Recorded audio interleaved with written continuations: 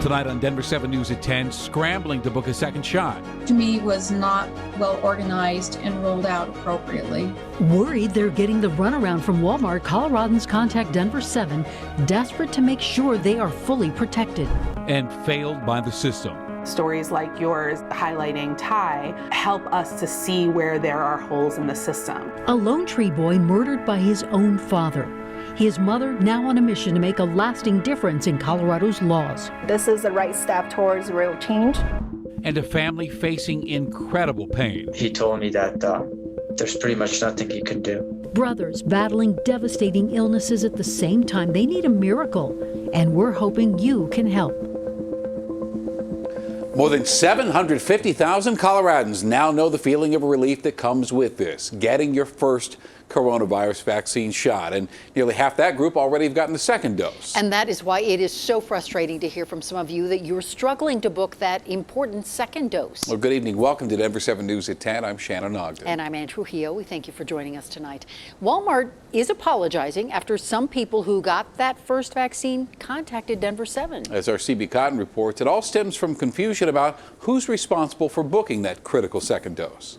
In the retail chain known for its affordable prices, these two women say they discovered a new low, but not one that would help their wallets. This needs to be corrected. To me, was not well organized and rolled out appropriately. Both Jeannie and Judy got their first COVID-19 vaccines this week at Colorado Walmarts. They thought they'd be scheduling their second appointments at the end of the visit. The pharmacist said that they didn't have the capabilities to set up a second appointment. So what I was told regarding the follow-up shot, the second vaccine, they said that they weren't scheduling them because they didn't have access to the online scheduler. They couldn't put it in the computer. Both women say they were told they'd have to schedule their second appointments on their own, even though they say Walmart emails told them otherwise. That email stated that the associate at the pharmacy was supposed to schedule your second vaccine. Judy and Jeannie weren't the only ones left confused. We received several emails to the Contact Denver7 inbox from others who were told they too had to schedule their own second vaccines with Walmart. I tested that to see if when a new day dropped in, how easy would it be to get an appointment. And a few minutes after midnight, there were no appointments available. So I knew that was never going to work. On Thursday, Brigadier General Scott Sherman, the head of the state's vaccine task force, said he heard from worried Coloradans and contacted Walmart. We brought that up to the Walmart executive leadership this morning, that we would like, whenever a first dose is administered, that a second dose is scheduled. We brought up concerns to Walmart too. In a statement to Denver7, corporate confirmed that staff should be scheduling second doses on site and said they'd be re-educating pharmacy teams on the proper protocol. They added Walmart would be reaching out over the next several days to schedule second doses. They also apologized. Something needs to change. It was very disappointing that they didn't have their infrastructure fully in place when they rolled it out. Late this evening, one of those women was contacted by Walmart to schedule their second dose. CB Cotton, Denver7. And there is a lot of new information on the coronavirus vaccine, so let's get you caught up. Well, Dr. Anthony Fauci is warning against the idea of switching to a single-shot vaccine regimen. This comes after some new research shows that a single dose of the Pfizer vaccine could be 85% effective. Fauci warns the protection from a single dose, though, may not last as long and may encourage new variants to develop. And Pfizer says new data shows its vaccine can be stored in regular freezers for up to 2 weeks. Right now, doses must be stored in specialized super cold freezers. And if the FDA approves a change, it would vastly increase the number of sites equipped to handle Pfizer's version. The CDC says both Pfizer and Moderna's shots rarely create serious side effects. Out of 14 million doses, less than 0.1% had a bad reaction, and most of those were mild, like a headache or dizziness. A heads up now for parents. It is possible elementary school kids won't get the vaccine until next year. The White House pushed back its timelines for students today, but says high school students are on track for vaccinations in the fall. Well, today, Democrats ushered President Biden's economic rescue plan through the House with very few changes. Here are the takeaways for you. Stimulus checks are included. People making less than $75,000 per year will get a $1,400 payment. Federal unemployment benefits could get a $400 per week boost. And this would increase the federal minimum wage to $15 per hour in stages. The bill is expected to go to the House floor for a vote next week. This week, Colorado lawmakers introduced legislation that will forever change our state's laws regarding domestic violence. It comes after a more than year-long Denver7 investigation into the murder of 10-year-old Ty Tesserero. Ty was murdered by his own father, and our series of reports showed how the system failed to protect him. Denver7 investigator Jennifer Kovaleski continues her reporting tonight with the changes that could impact thousands of Colorado families. House Bill 1099 by Representative Ransom and Michael St. also. It looks and sounds like any other day at Colorado's Capitol. Recognize domestic abuse as a form of child abuse or neglect. Lawmakers talking about laws. House Bill 1099 will be assigned to the committee. But for this mom, these words matter. I'm glad to see that they're using Ty's story and actually pushing this bill. Unfortunately, he is dead. No. More than a year since her son's murder. And after multiple interviews with Denver7 Investigates. We talked to the police. We tried to file a police report. Jing Tesserero has never stopped fighting in her son's memory, a memory she carries with her. I'll just bring it everywhere. In this small panda urn close to her heart. I feel like Ty is overwatching everything.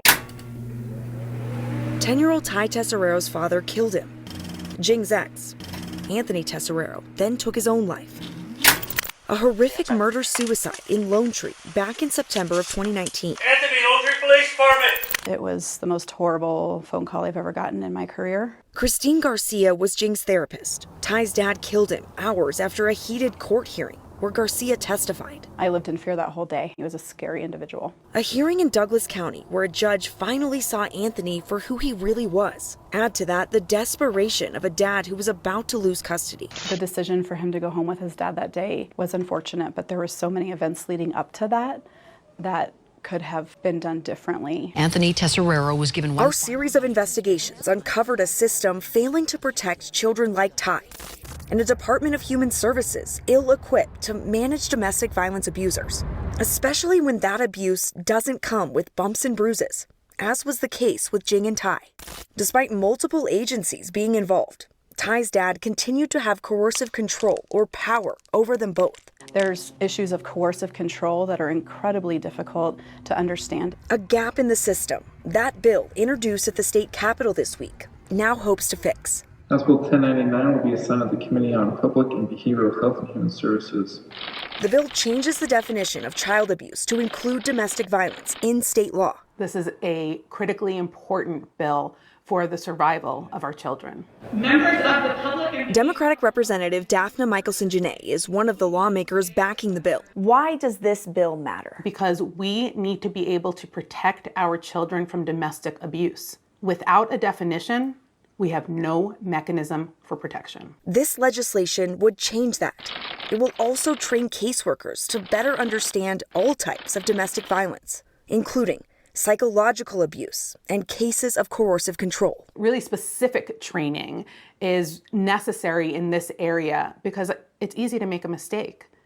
Who's holding control over whom? And how do we protect the child? The bill will put a system in place to identify domestic abuse, a system that does not currently exist for children. It has broad bipartisan support in both the House and Senate. I am very confident that we will pass this bill this year. So that there would be a consistent application of the term domestic violence. Republican lawmaker Kim Ransom also sponsored the legislation. She lives in Lone Tree. That case was within a couple miles of my home. Ransom remembers Ty's story. There's a little boy that will never be able to grow up. Stories like yours highlighting Ty help us to see where there are holes in the system. Why is it important to you to continue fighting for Ty? I think this is what Ty wants me to do. For Jing, families in Colorado deserve better. And Garcia, it could mean an entirely different future for children and families. They view the bill as a step in the right direction. But there's 50 more steps that need to be taken. And they want to make sure there's follow-through to fix the system that failed to protect Ty. I wanted to see the positive changes. We are raising the bar to make sure that what happened to Ty doesn't happen again. The bill goes to a House committee on Tuesday. We will watch as it makes its way through the House and Senate and keep you updated.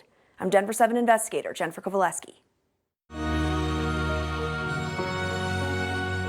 Two brothers, each battling a life-threatening illness. When that pain hits, there's no medication that could actually calm it. They immediately pretty much told me I have 6 to 8 months. A family struggling with the diagnosis now hoping for a miracle. Every time my phone rings, I feel like it's going to be more bad news. Tonight, this family needs your help. We have winter weather advisories again in effect for parts of Colorado. There'll be quite a bit of snow in the mountains and some down here on the plains.